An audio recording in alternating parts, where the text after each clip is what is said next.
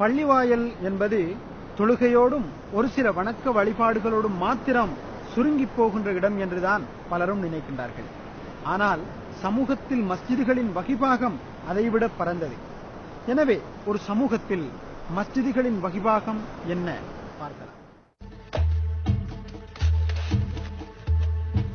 நபி ஸல்லல்லாஹு அலைஹி வஸல்லம் அவர்களும் அவர்களது தோழர்களும் மதீனாவில் குடியேறியதும் தமது ஆன்மீக பயணத்தின் வெற்றிக்கும் சமூக தேவைகளுக்குமாக பல்வேறு சிரமங்களுக்கு மத்தியில் மஸ்ஜிதுன் நபவி பள்ளிவாசலினை நிர்மாணித்தனர். அன்றைய சமூகத்தினரை நபி அவர்கள் இப்பள்ளிவாசலை மையமாகக் கொண்டே சிறந்த முறையில் நெறிப்படுத்தினார்கள்.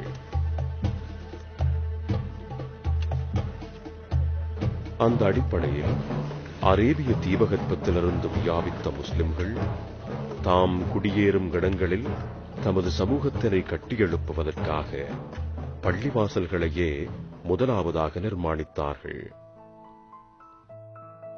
ஏக இறைவனை துதிப்பதற்கும் சமூக விடயங்களுக்கும் அவர்கள் பள்ளிவாசல்களையே நாடிச் சென்றனர்.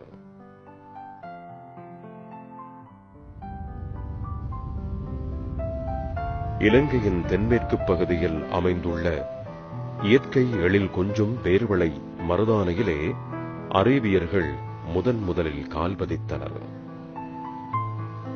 வர்த்தக நோக்கத்துக்காக வருகை தந்த இவர்கள் தமது சமய சமூக தேவைகளுக்காக கிறிஸ்துக்குப் பின் 920ஆம் ஆண்டு மஸ்ஜிதுல் அபரார் பள்ளிவாசலை நிர்மாணித்தனர். இதுவே இலங்கையின் முதலாவது முஸ்லிம் பள்ளிவாசலாகவும் வரலாற்று ஏடுகளில் பதியப்பட்டுள்ளது. காலப்போக்கில் பேருவிளையிலிருந்து பல்வேறு காரணங்களுக்காக முஸ்லிம்கள் இடம்பெயர்ந்து தமது ஆன்மீக சமூக தேவைகளுக்காக தாம் குடியேறிய பிரதேசங்களில் பள்ளிவாசல்களை நிர்மாணித்தனர்.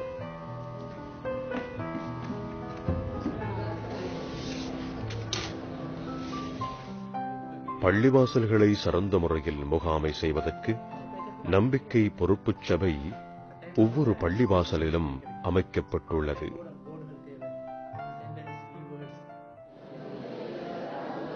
ஏராளமான பள்ளிவாசல்களில் அன்று முதல் குர்ஆன் மதரசாக்களும் இயங்கி வருகின்றன. மாஷா அல்லாஹ், இன்று இலங்கையில் சுமார் 2500 மஸ்ஜிதுகள் காணப்படுகின்றன.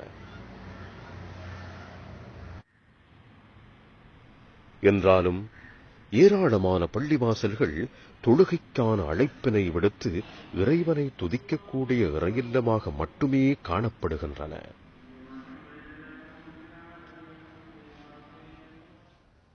இறைவனை துதிப்பதற்கும் எமது சமூகத்தை கட்டி எழுப்புவதற்குமே பள்ளிவாசல்கள் நிர்மாணிக்கப்படுகின்றன. அல்ஹம்துலில்லாஹ், இன்று பள்ளிவாசல்கள் பல மாடிக் கட்டடங்களாய் விண்ணை முட்ட வளர்ந்து கொண்டிருக்கின்றன. துரதிர்ஷ்டவசமாக எமது சமுதாயமோ அதள பாதாளத்தை நோக்கி சென்று கொண்டிருக்கிறது. ஏன் சீரழிந்துள்ள எமது சமூகத்தை சிந்திப்பதற்கு நாம் மறந்துவிட்டோம்? ஒரு கல்விக்கூடத்தினை, ஒரு வாசிக சாலையினை, ஒரு மருத்துவ நிலையத்தினை, ஒரு நீதிமன்றத்தினை, ஒரு ஜக்காத் குழுவினை, ஒரு கலாசார நிலையத்தினை, ஓர் இளைஞர் மன்றத்தினை ஏன் எமது பள்ளிவாசல் நிர்வாகத்தின் கீழ் நாம் அமைக்க மறந்துவிட்டோம்? இன்ஷா அல்லாஹ் சிந்திப்போம், செயற்படுவோம், எமது சமூகத்தின் விடியலை நோக்கி.